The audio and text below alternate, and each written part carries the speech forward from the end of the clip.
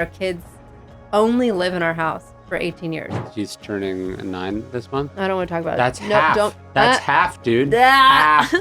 Half over. He came up to me and he goes, "Is Dad gonna work on how impatient he is with me, or is this just something we're gonna have to continue to live with?" I don't like that level of articulateness.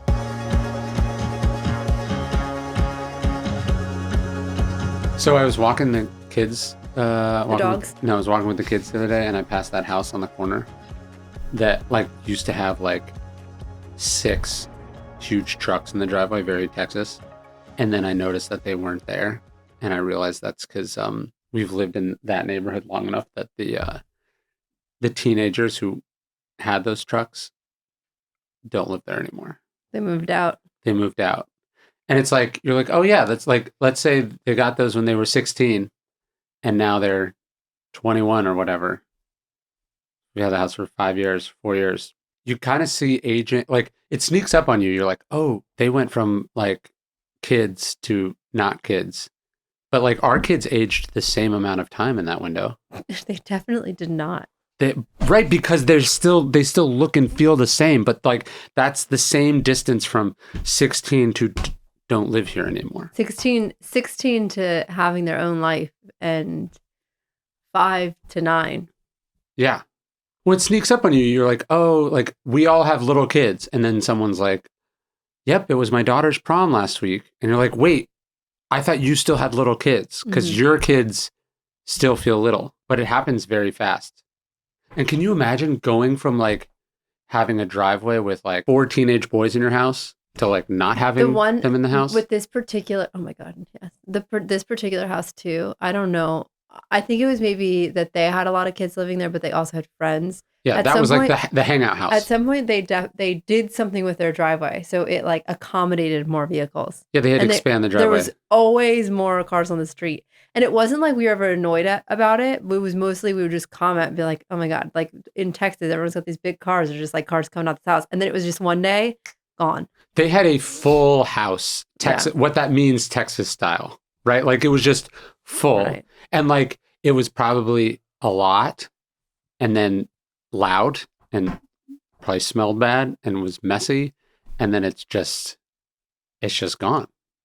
I've been thinking about this a lot as I've been going through our kids' toys and stuffed animals, and realizing as one of our child's birthdays coming up and we're trying to figure out what to get him, he's barely holding on to the toys. He's that phase of their life is going to come to a close very quickly.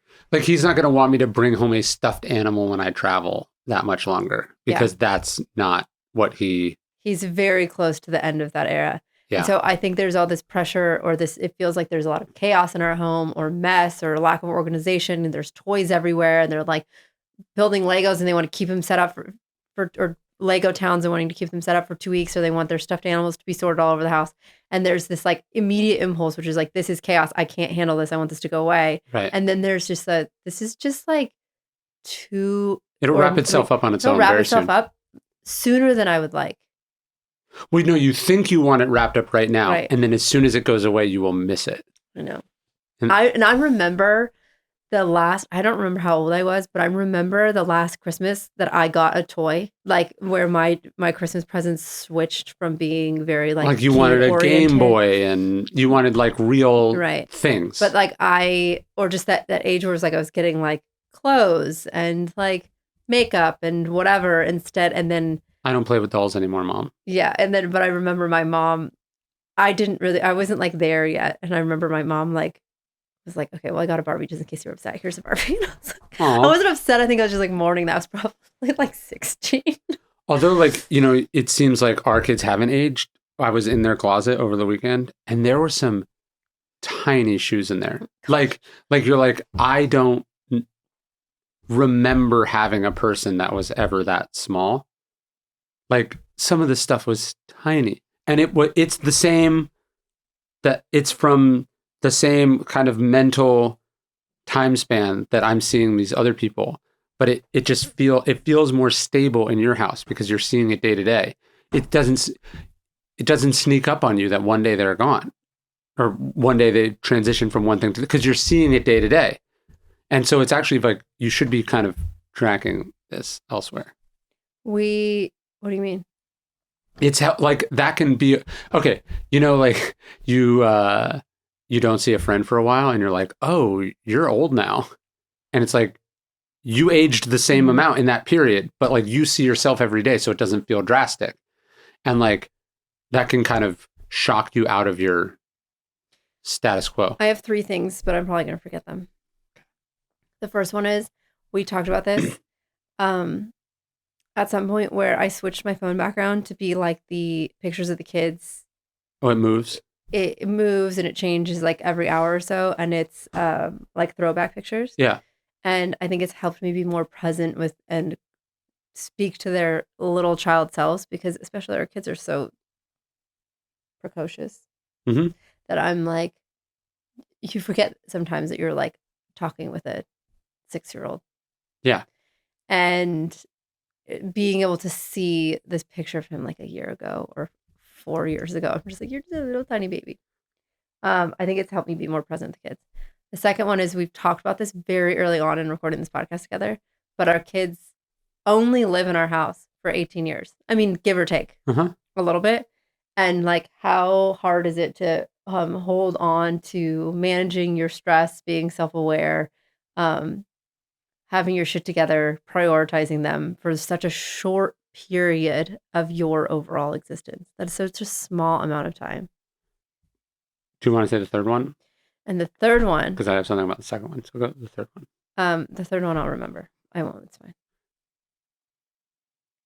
Well, I was not interrupting, so you could say the third Do you want me one. to put it on the table and then you What? can just pick it up Yeah, later? Or you're yeah. gonna forget? What's the third one? The third one is, I feel like today we had like a pretty slow morning because the kids Didn't have didn't school. have school this morning.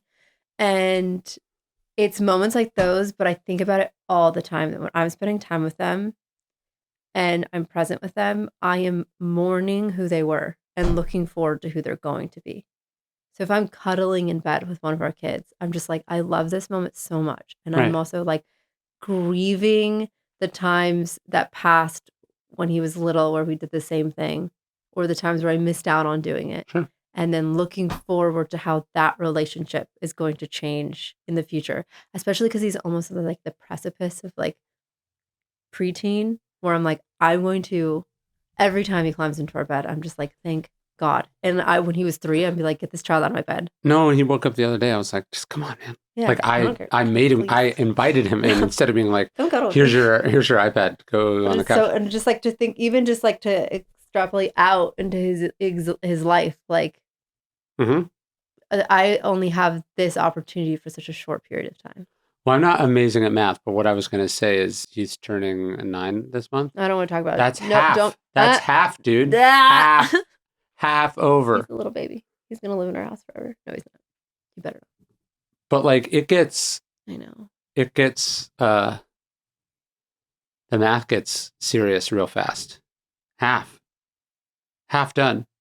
I mean, we talked about this, but I've written some Daily Dad emails about this. If you do it right, it's actually not half, because They'll come back. or they'll actually like spending time with you. Ye- like the whole thing, like I got to get as far away as I can from these people.